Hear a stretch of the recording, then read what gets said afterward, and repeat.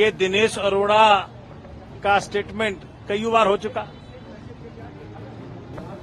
एक भी बार, इनफैक्ट ये ऑन रिकॉर्ड है, आज संजय जी ने कोर्ट के अंदर भी ये बात कही कि कभी भी उनका नाम नहीं आया, और 1 अगस्त को जब उसको बेल मिल जाता है तो 14 अगस्त को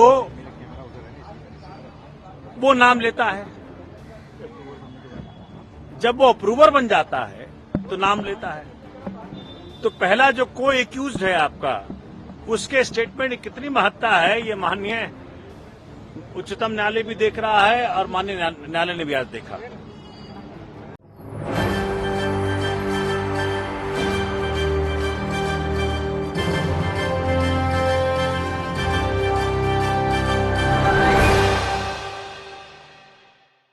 नमस्कार, मैं नाज़मीन खान और आप देख रहे हैं SPN 9 न्यूज।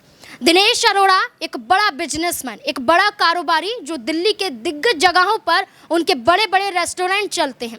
यहाँ पर लोग उनसे सलाह लेते हैं। यहाँ पर दिनेश अरोड़ा एक बड़े बिजनेसमैन हैं, जहाँ पर आम आदमी पार्टी भी उनसे सलाह लेती हुई नजर आती है।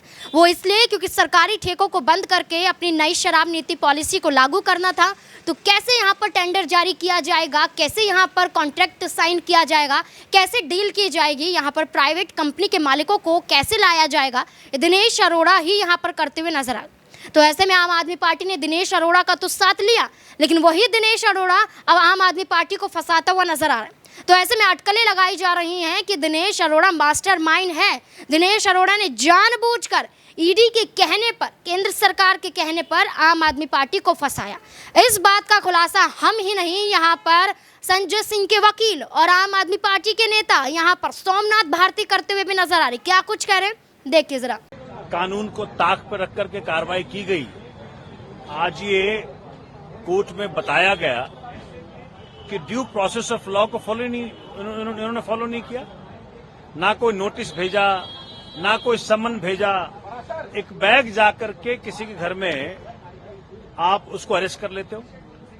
इस बात को आज कोर्ट में रखा गया और कोर्ट ने इसका संज्ञान भी लिया।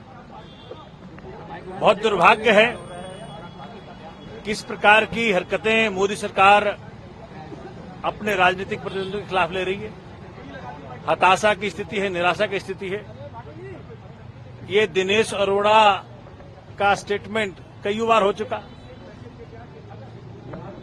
एक भी बार, इनफैक्ट ये ऑन रिकॉर्ड है, आज संजय जी ने कोर्ट के अंदर भी ये बात कही कि कभी भी उनका नाम नहीं आया, और 1 अगस्त को जब उसको बेल मिल जाता है तो 14 अगस्त को वो नाम लेता है। जब वो अप्रूवर बन जाता है तो नाम लेता है। तो पहला जो को एक्यूज्ड है आपका, उसके स्टेटमेंट की कितनी महत्ता है ये माननीय उच्चतम न्यायालय भी देख रहा है और माननीय न्यायालय ने भी आज देखा। ये वो शख्स है संजय सिंह जिसने की आंख में आंख डाल करके मोदी जी के बात की।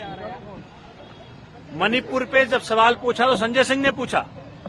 दिल्ली की जनता के हक को जब मारा गया तो संजय सिंह ने सवाल पूछा, भाई आपने को संजय सिंह को पैसा दिया?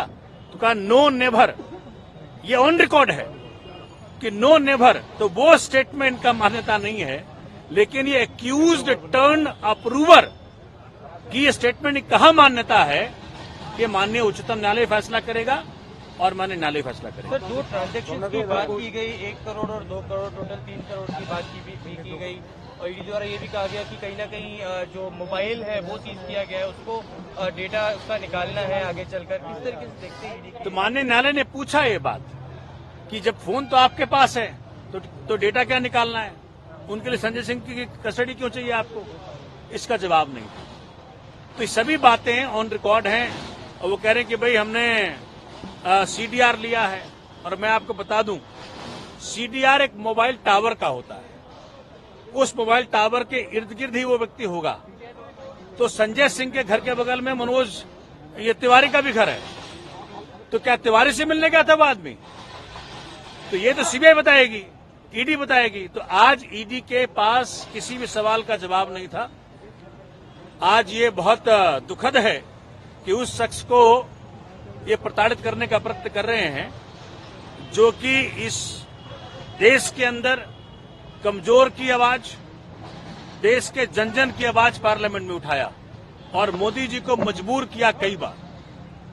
पहले सदन से निकाला और आज जेल भेजा, लेकिन सच जल्दी बाहर आएगा, ये आपको मैं वचन दे रहा हूं। आपकी तरफ से आगे क्या कॉर्स ऑफ एक्शन होगा? क्या आपका कोर्ट जाना है अभी या क्या कानूनी तरीके से?